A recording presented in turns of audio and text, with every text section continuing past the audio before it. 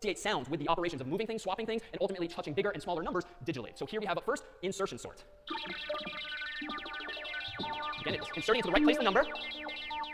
This now is bubble sort. And again, you can both see and now kind of feel all the swaps that it's doing. We will get the satisfaction this time.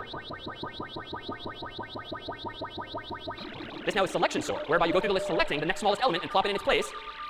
And the bars are getting higher and higher, just like the notes or the frequencies. This now is merge sort. And notice the halves that are developing. This is by far the most gratifying sound at the end of this one. This is gnome sort, which we didn't look at, but very distinctly has a different shape too. It's not quite as ordered as the others.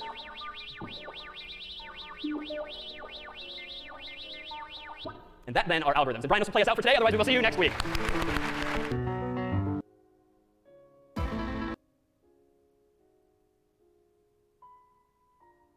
And zeros that compose Zmila's black and white happy face just a moment ago. With the bitmap file format, you might be familiar if you ran Windows XP for some time. If you grew up with like this loading up on your screen, this was a bitmap file called a wallpaper more generally. And bitmaps clearly are supportive of color, some number of bits per pixel. And what's nice about bitmaps is that they're a relatively simple file format. And I say relative because you'll see there's some complexity, but they're way simpler than JPEGs actually are beyond those 3 known characters. As an aside, I thought it's always fun to take a look at what this beautiful field looks like some 20 years later. That is the same thing that you might have grown up with on your wallpaper instead now. But here is, at first glance, overwhelming, but in the problem set more methodically presented, what's an example of a file structure? So what does it mean to be a file? At the end of the day, every file on your computer is just a thing containing zeros and ones. But again, those zeros and ones are laid out in patterns. JPEGs, for instance, start with 255, 216, 255. Microsoft Word files, Excel files, anything else is going to start with different patterns as well. And this is the formal way from Microsoft's own documentation for what a bitmap file looks like. And we won't dwell on the low-level details here in class, but long story short, this documentation tells us that the first couple of bytes are something called a word, and the next few bytes are something called a D word.